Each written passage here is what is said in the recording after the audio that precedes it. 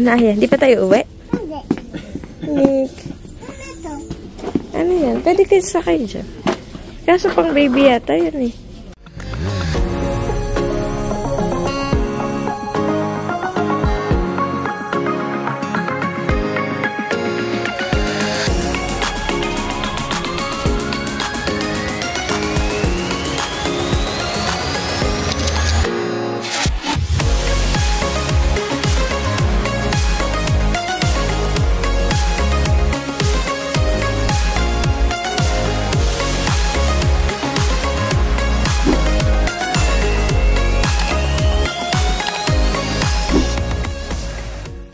Yun, may nag-a-announce na. Ano tawag dun? Nalimutan ko tawag.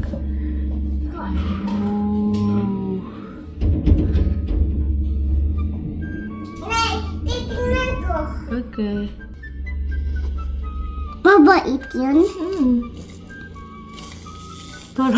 Parang si Rabol ba?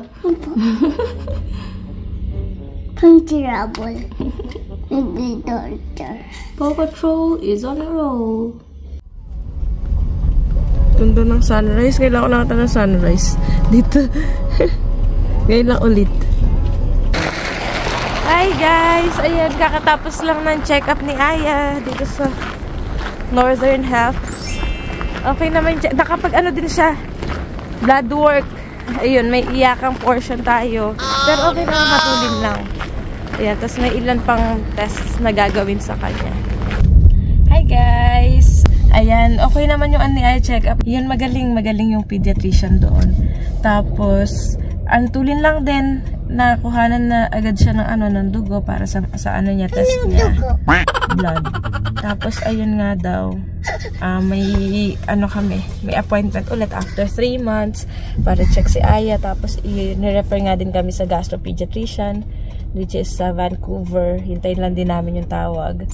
And, ayun, nagtanong din ako about sa vitamins niya and all. Okay naman, so far talaga okay si Aya. Tutuloy lang din talaga yung gamot na nireseta sa kanya, even nung nasa Philippines pa kami. Okay naman. Matulin lang din, hindi naman ganun katagal tayo, no? Hindi katagal yung matagal yung consultation. Ang tagal, nakakatuwa din talagang inalam lahat kay Aya, ganyan. Tapos, syempre, libre siya kasi under siya ng MSP, yung medical coverage namin. And pati yung mga lab tests and all. Ngayon, papasyal muna namin si Aya kasi gusto niya mag-play.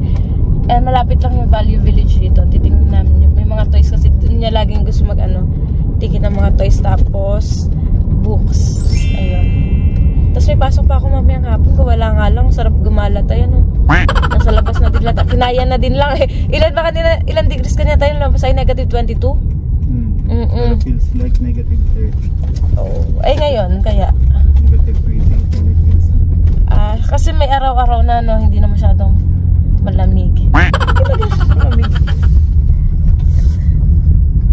Hindi natin nadala yung mga ibang Yes, opo. Ito na punta sa Valverde. Ito na nga, anak. Ito na po. Hindi natin nadala tayo yung ibang mga toys doon. Tsaka yung coupon. Laruin muna natin saglit si Aya. Favorite section. Wow, dami. There's a lot. Dahil very good yan. Nagpaano yan, no? Kinuha ka na ng blood. Bait yan eh. Umiyak lang ng konti, no? Galing. Ano, Aya? Hindi pa tayo uwi? Nick. Ano yan? Pwede kayo sakay dyan. Kaso pang baby yata yan eh. Tingin tayo ng books ni Aya. Gusto ko dito sa section na to kasi ang daming books. Tingin tayo ng sticker books for Aya. Tingnan natin isa-isa kasi may hinahanap ako particular talaga kasi gusto ni Aya ngayon yung little critter na books. Meron pa siyang parang 3 na wala pa siya nun eh. Ito books din. Nice. Parang tagal na din nung huli kami pumunta dito. Parang bago pa lang kami nung pumunta kami dito ngayon lang ulit nakarating.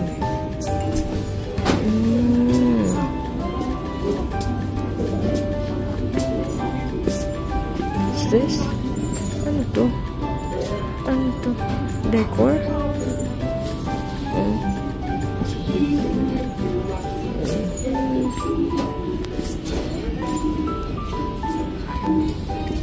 Pag pumunta ako sa ganitong thrift store, naalala ko si ate. Mahilig si ate sa ano, mga thrift store. Ay, kami pala. Pupunta-punta kami sa mga thrift store sa Philippines. Kasi ang sarap lang tumingin, ang daing choices. Tsaka parang nauso yung mga thrift store, tsaka pati online selling ng mga ano, thrift items nung pandemic. Syempre walang magawa, nood-nood kami, tingin-tingin. Sarap din tumingin kasi. Mukhang mahihirapan na naman pauwiin tong isa. May pasok pa ako. Mukhang mahirap pauwiin tong isa, tay. Aya, uwi na tayo? Ayaw. Uwi na muna tayo, kakain muna tayo. Tapos babalik din. Babalik din. Eh, hinihintay ka ni Piggy dun sa car. Giniginaw na siya. Tingin mo na ako dito. Pasok pa ka. Tingin na ako dito. Okay. Buti hindi maano kayo, no? Hindi nag-snow. Yan, ganda ng panahon, no? Sky.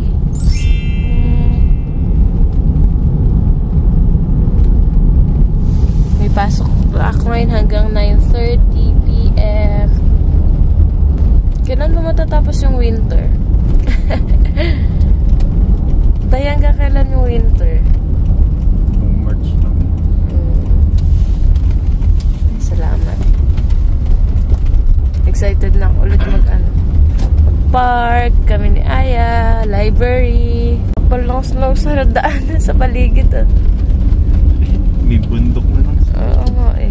Saan na pupunta yan pagtapos? Nakakot yan. Ay, nakakot ba yan? Oo, hindi ko na alam. Nakakita ka na ng hinahakot? Oo. Pinakarga nila sa dump truck. Kaya lang, di ko alam kung saan nila tinatanong ko. Ayan guys, it's ano na 2 PM na, no? Ayan, maaraw, maliwanag pa, ganda. Walang ano, hindi nag-i-snow. Hatid naman ako ni Aya tsaka ni tatay kasi pasok naman ako sa school hanggang 9:30 ng gabi. Dati din ako papatid kila tatay kasi naawa kay Aya dahil lamig-lamig nilalabas so natin, no? Kaso naiwan ako ng bus. Mamayang gabi gusto ko sana ulit ganun mag-try mag-bus. Kaya lang, napakalamig. Pero malamig din para kay Aya. Ang hirap talaga. Ang hirap. Hindi sanay mag-drive. Kakari rin talaga natin yun. Summer. Practice na mag-drive si nanay.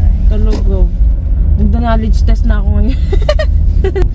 Sobrang ano, dry ngayon sa skin, sa lips, sa lahat. Kaya dapat laging may ano, lip balm, tapos moisturizer, moisturizing lotion.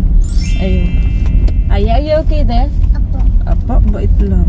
Wait lang yan si Aya. Tulog na, hindi pa. Hindi pa tulog. Hindi. Mamaya pa matutulog pagka uwi natin, Aya.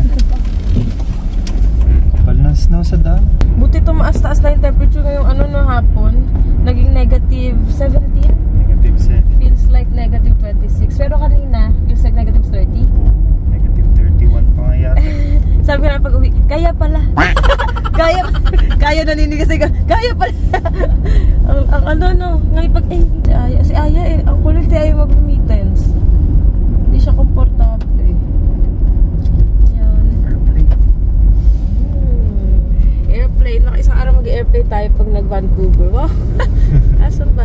Kasi ano, sabi nung doctor, na-relieve naman kami ngayon.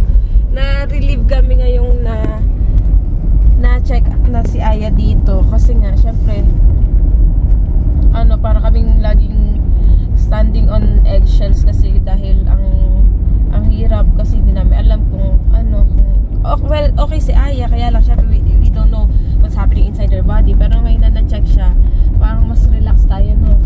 Pero ipapatuloy sa kanya yung gamot, tapos baka nga daw, i-refer kami sa sa Vancouver, sa gastroenterologist pediatrician, which is yun naman talaga ang namin talagang gusto kasi para specialist sa ni Aya condition.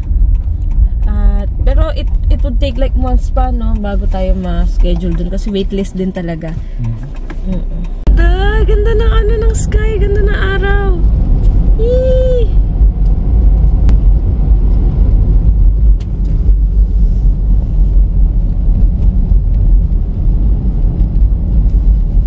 Ganda ng panahon. Sarap mag-swimming pag summer. Gandang panahon, try natin mag-swimming. Hypothermia ay nabo. Konti na lang, midterm na naman. Tuloy lang din ang ano eh. Tapos ay dyan, ay, February na ngayon? Wow. Ibig sabihin naka-isang buwan na ng aral, konti na lang ulit matatas na. Tapos na yung second semester. Piling, nairaraos. Yan, eto na ako mga kabuchi. Mamaya na lang ulit. Ingat kayo tayo ha. Ingat kayo ni Aya. Dami namin ano ngayon, mga case studies, assignments, dami. Kaya pa ba, Nay? Kinakaya naman. Ano sasabihin kay Nanay Aya? Good luck. Thank you, my love. Thank you. Mama ko. Opo, hahag yan. At saka kiss po. Sleep po na kayo ni tatay dun sa bahay ha. Sleep lang ha. Tapos play. Manonood ba si Aya? Hindi daw manonood. Play lang. Okay. I love you. I love you both, Aya and tatay. I love you, Nanay. Nakauwi na kami, guys. Yan, napa-check up na natin si Aya today. Nakuha na siya ng blood samples, na lang, stool na lang kailangan, which is bukas natin ko-collect. Sa mga bago lang pala saan natin, sa channel natin, si Aya kasi, oo, bago kami nag-move dito last August 2024, na-diagnose siya noong July with an autoimmune disease, which is yung inflammatory bowel disease na ulcerative colitis. So, ayun, under medication siya since July. Tapos, ayun nga, sabi ng pediatrician na nag-check sa kanya kahapon, tuloy lang daw namin yung gamot. Tapos, ayun nga, we are hoping na agad siya, ma-schedule agad siya sa specialist sa Vancouver, which is gastroenterologist pediatrician. Para talagang ma-check siya ulit. Siyempre, gusto din natin na may second opinion. Though, nakapag-search na kami and all, nakapagbasa na kami about sa condition niya. Talagang, ganun nga talaga yung symptoms and all. Pero, siyempre, gusto namin din makakausap ng specialist para alam namin kung ano yung mga dapat pa namin ibigay sa kanya, kung pwede na siyang huminto sa paggagamot, kung anong mga food and vitamins ang pwede niyang i-take. Vitamins, tapos yung milk niya, Milk, yun pa. Kung ano talaga yung dapat na milk na i-take niya. Though yung milk naman niya iniinom mula sa Philippines hanggang dito, buti meron yung Similac na. Ayun, pasama na lang din sa prayers, guys, si Aya na tuluyan na siyang gumaling. Pero we believe talaga na God has healed her talaga mula noon. Mas madaming prayers, mas madidinig ni Lord. Kaya sana samahan niyo kami pag-pray si Aya na tuluyan ang gumaling si Aya. Ano sabi mo kanina? Ano sabi mo kanina? Love you to Jesus. Love niya daw si Jesus. Bakit naman? Papagaling na yun, Papagaling na yun ni Jesus. Kasi magpe-pray tayo palagi, ha? Tapos pagpe-pray ka ng mga subscribers natin. Thank you sa inyo, guys. Sabi mo kaya. Thank you, guys. Thank you, guys. Sweet naman. Ayan. So, yun muna for today's vlog, mga kabuji. Salamat sa patuloy na pag-support. At, pa-share na din ang mga content namin para, syempre, mas malawak yung reach. Ayan. Ayan, hanggang dito na lang muna, guys. Please, like, get notified, and subscribe to our YouTube channel. Ingat kayo palagi, and God bless. Bye! See you on the next vlog! Stop.